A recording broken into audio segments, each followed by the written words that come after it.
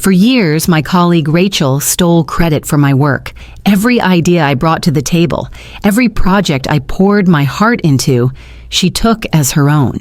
She smiled, took the spotlight, and watched me fade into the background. Then, one day, she crossed the line. She looked me in the eye and said, "You think you deserve this job?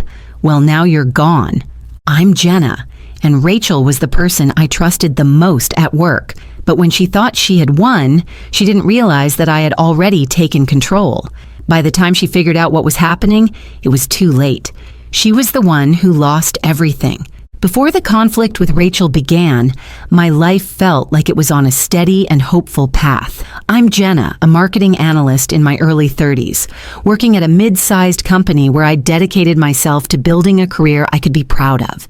I took pride in my work and was passionate about the projects I led.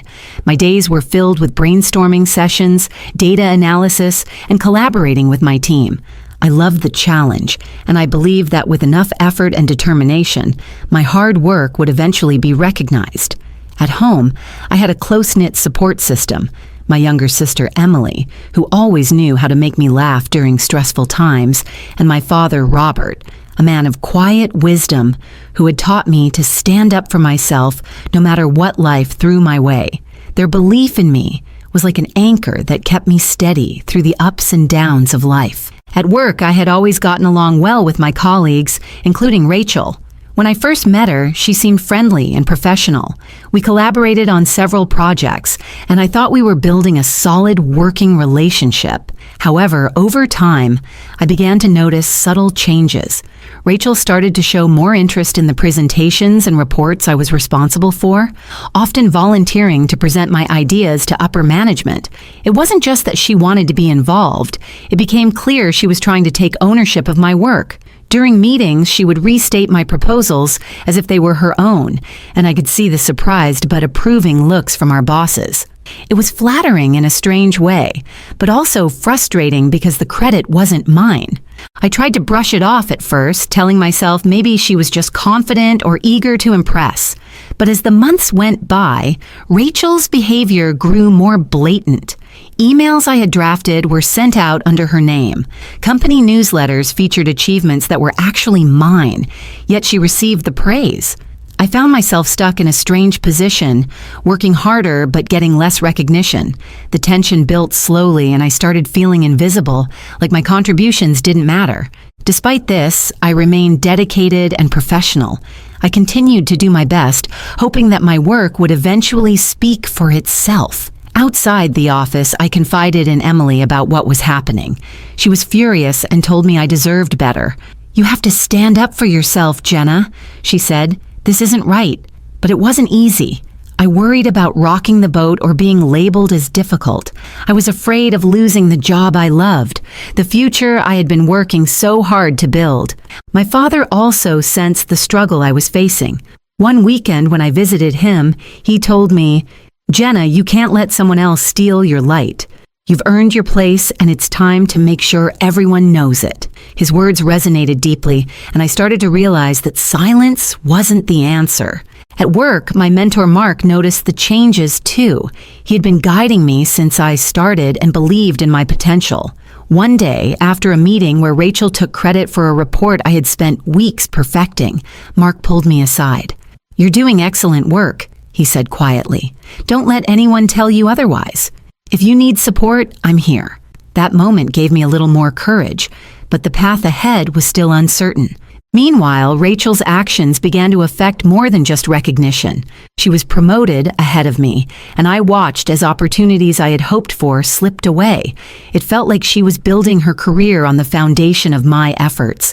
The emotional toll was heavy. I felt betrayed, not just professionally, but personally. Rachel wasn't just a colleague. She was someone I thought I could trust. Her betrayal cut deeper than I expected. Throughout this time, I struggled with self-doubt. Was I really not good enough? Was there something I was missing? Those questions haunted me during long nights at home. But deep down, I knew the truth. I deserved to be seen and valued for my work.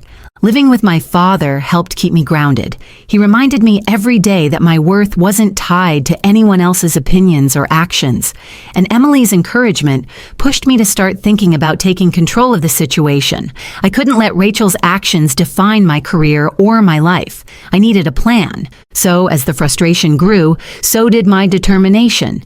I knew I had to face the situation head on, gather evidence, and prove what was mine.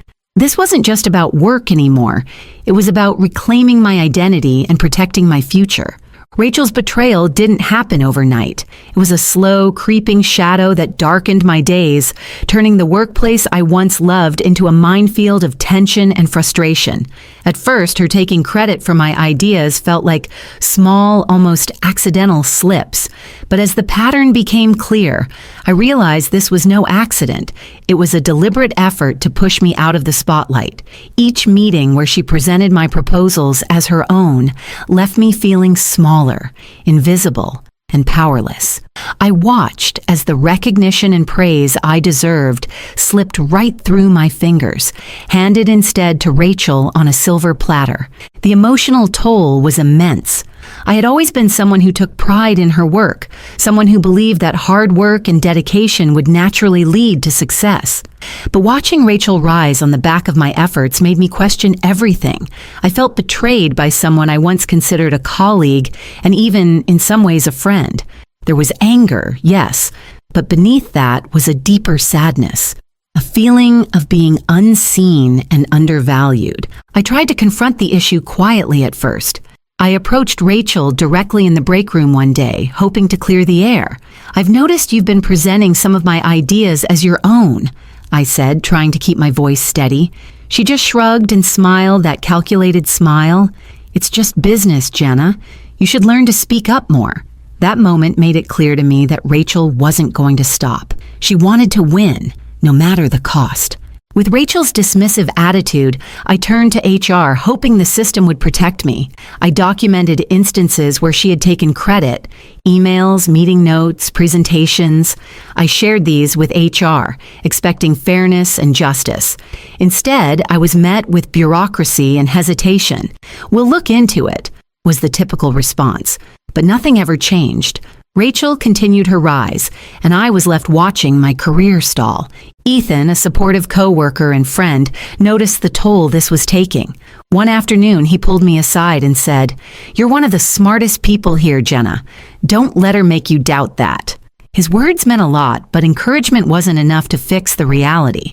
The office was a battlefield, and Rachel was winning. The situation escalated when Rachel's behavior became more overt. During one high-stakes project, she presented a report I had painstakingly prepared, without any mention of my involvement. When I tried to speak up, she cut me off sharply in front of the team, saying, "Let's keep the focus on the presentation." I was humiliated and silenced. The message was clear. This was her territory now. Rachel's manipulation didn't just affect me professionally, it strained relationships at work. Colleagues who once respected me began to distance themselves, swayed by Rachel's charm and apparent success. I found myself isolated, doubting whether I had the support I needed to fight back. The workplace, which should have been a place of collaboration and growth, felt toxic and hostile. Despite this, I refused to give up. I kept pushing forward, driven by the support of my sister Emily and my father Robert, who reminded me of my worth every day. "You can't control what she does," my father said, "but you can control how you respond." That became my mantra as I began to shift my strategy from quiet endurance to active resistance.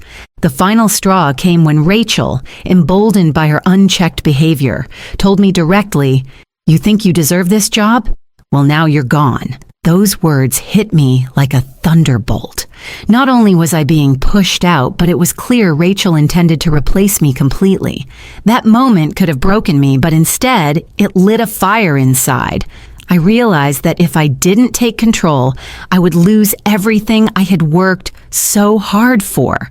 I began planning my response carefully. It wasn't going to be an emotional outburst or a desperate plea. It was going to be a calculated, strategic move. I started gathering all the evidence I could: emails, project drafts, meeting recordings, anything that proved my ownership of the work Rachel was trying to claim. I reached out to Mark, my mentor, who promised to back me up and help navigate the company politics. With my support system rallying behind me, I felt a renewed sense of purpose. The battle lines were drawn, and I was ready to fight not just for my job, but for my dignity and my future. The conflict with Rachel had taken its toll, but it also revealed a strength within me that I hadn't fully recognized before. This wasn't just about work anymore. It was about standing up against injustice and refusing to be erased. The rising tension reached its peak as I prepared for the confrontation that would change everything, not just for me, but for Rachel as well. That's when everything shifted, the moment when the quiet war became a decisive battle and the outcome was no longer in doubt. After Rachel told me, "You think you deserve this job? Well, now you're gone." Something inside me shifted. Instead of breaking me, those words ignited a fire. I realized that if I didn't take control, all my hard work and dedication would be lost forever. I was done feeling powerless. It was time to fight back, but this time with strategy, proof, and unwavering confidence. I started by reaching out to the people who mattered most to me outside of work: my sister Emily and my father Robert. I needed their emotional support and practical advice. Emily was furious when I told her everything. "You can't let her get away with this," she said. "You have to stand up for yourself and show everyone the truth." My father was calmer but equally resolute.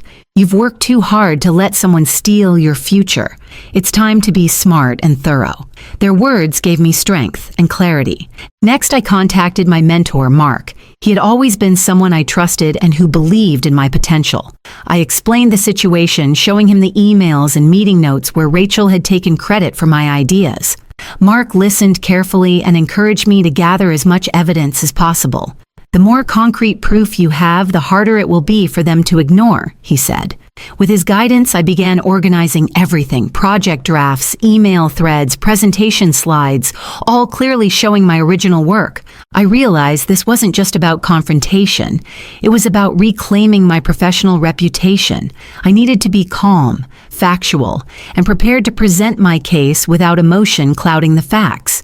So I practiced explaining the situation clearly and confidently. I knew I would have to face HR and senior managers soon, and I wanted to make sure my voice was steady and persuasive. While building my case, I kept documenting everything new. Every email where Rachel took credit, every moment she undermined me, was carefully saved. I also quietly reached out to a few trusted colleagues who had witnessed Rachel's behavior, asking if they would support me if I raised the issue formally. Most were sympathetic but cautious. The workplace was complicated, and people were afraid to get involved. Still, a few promised they'd back me up. Then came the day when I asked for a formal meeting with HR and senior leadership. I submitted a detailed report with all my evidence attached, requesting a chance to present my side. The company couldn't ignore it anymore. I remember sitting in that conference room, heart pounding but voice steady as I laid everything out: how Rachel had repeatedly stolen my ideas, how it affected my career, and why it needed to stop. Rachel was there too. She tried to act confident, but I could see the cracks in her facade. When I finished, the room was quiet. HR asked questions, looking through the documentation I provided. Mark, who was in the meeting, spoke up in my favor. "Jenna's work has been integral to our success. The evidence is clear." Rachel faltered, unable to defend herself against the facts. After the meeting, it was clear that the tide had turned. The company took immediate action. Rachel was reprimanded and removed from leadership roles, and I was reinstated with proper recognition. They even fast-tracked my promotion. It was a vindication not just professionally, but personally. Through this process, I learned the importance of preparation and perseverance. I realized that standing up for yourself isn't just about courage. It's about being smart and strategic. I didn't just fight back with words. I fought back with undeniable proof and a clear plan. Most importantly, I reclaimed my confidence. Rachel's attempts to erase me only made me stronger. I wasn't a victim anymore. I was a fighter. The support from Emily, Robert, and Mark reminded me I wasn't alone, and that made all the difference. By the time Rachel's downfall was official, I had transformed. I was no longer the quiet employee who hesitated to speak up. I was a leader, someone who had taken control of her career and refused to be pushed aside. It was the hardest battle I'd ever fought, but also the most rewarding. That turning point, when I decided to stop letting Rachel dictate my future, changed everything. It marked the end of one chapter and the beginning of a new, empowered one. The war for my career was won, not through anger or desperation, but through clear thinking, support, and resilience. The day of the big meeting arrived, and I remember walking into the conference room with a mix of nerves and determination. This wasn't just a regular work meeting. It was the moment where everything I had worked for, every late night and hard-fought project, would either be recognized or dismissed. Rachel was already there, her usual confident smile in place, but I noticed a flicker of uncertainty in her eyes. She knew this wasn't going to be easy for her anymore.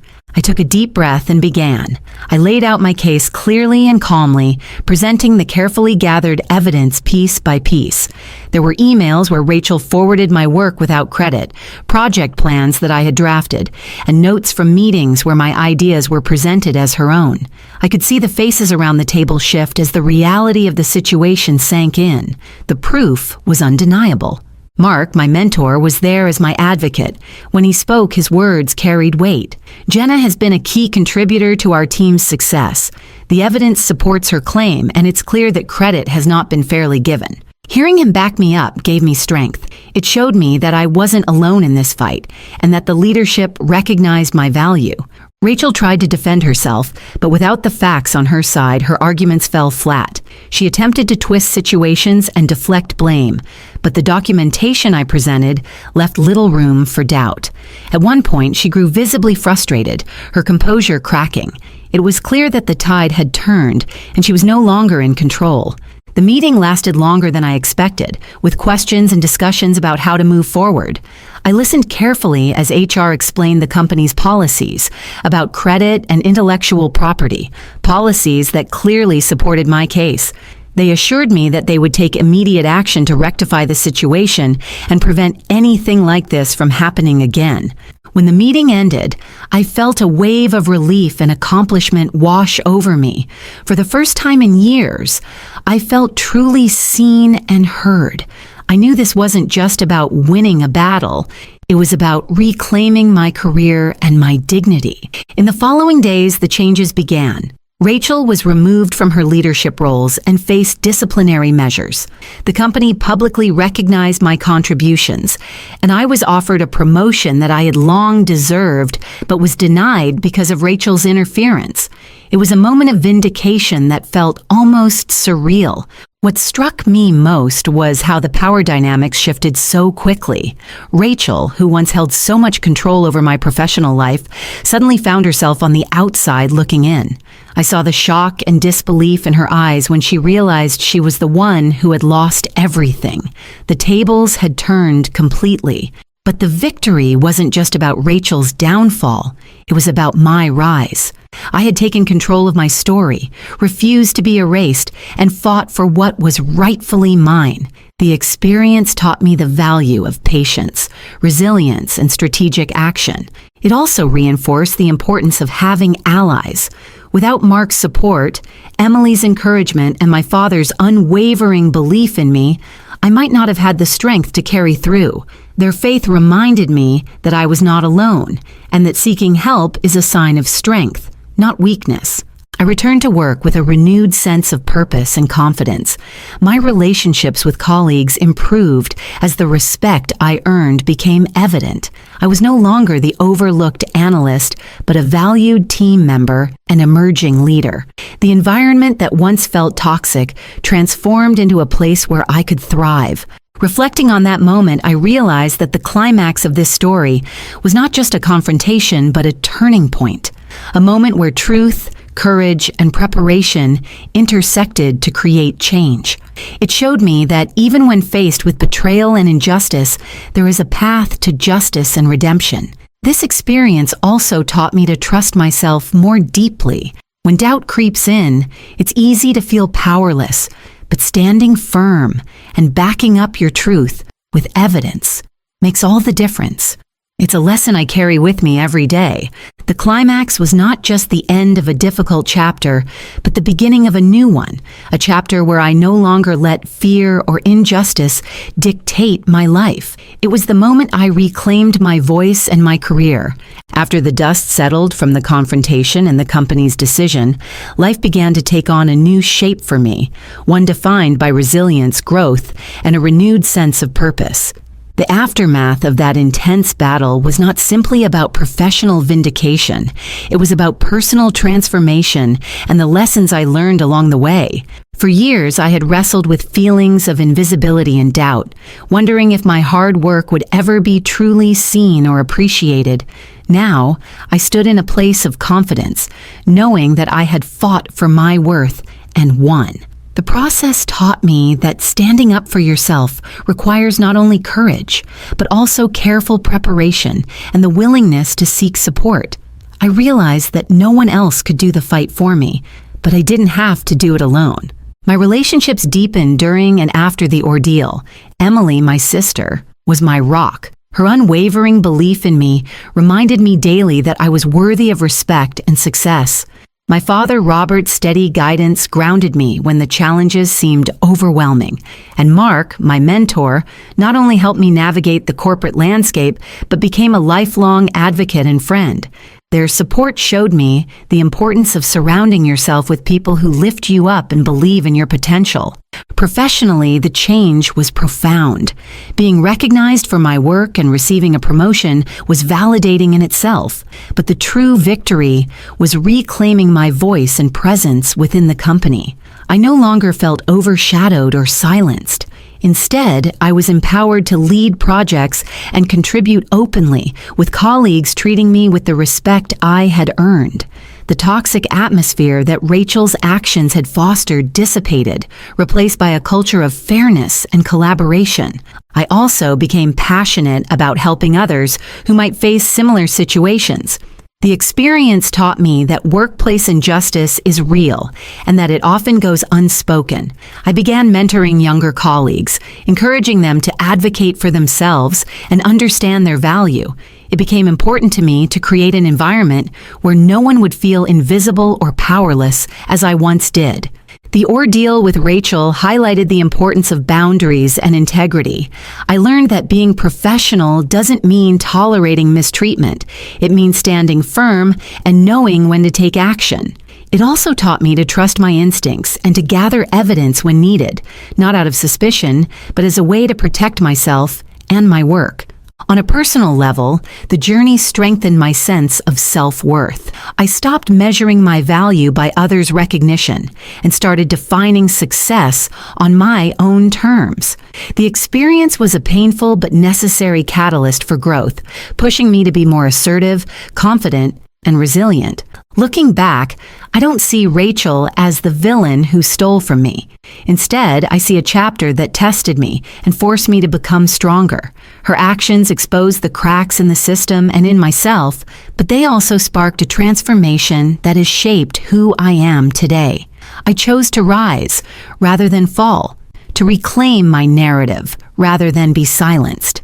The biggest lesson I want to share is that no matter how unfair a situation feels, you have the power to change your story. Standing up for yourself is never easy, but it is always worth it. Your voice matters, your work matters, and your worth is undeniable. If you're facing a similar struggle, know that you're not alone. Seek support, gather your strength, and don't be afraid to fight for the respect and recognition you deserve. Sometimes the biggest battles lead to the most meaningful victories. Today, my career continues to grow, but more importantly, I have peace.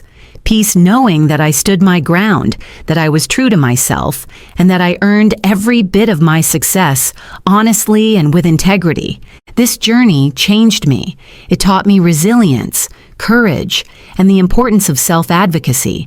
It reminded me that the hardest fights often lead to the greatest growth, and it showed me that when you take control of your story, you can turn even the darkest moments into triumph. That is the legacy of this story, not just a tale of workplace drama, but a testament to the power of perseverance, truth, and standing up for who you are.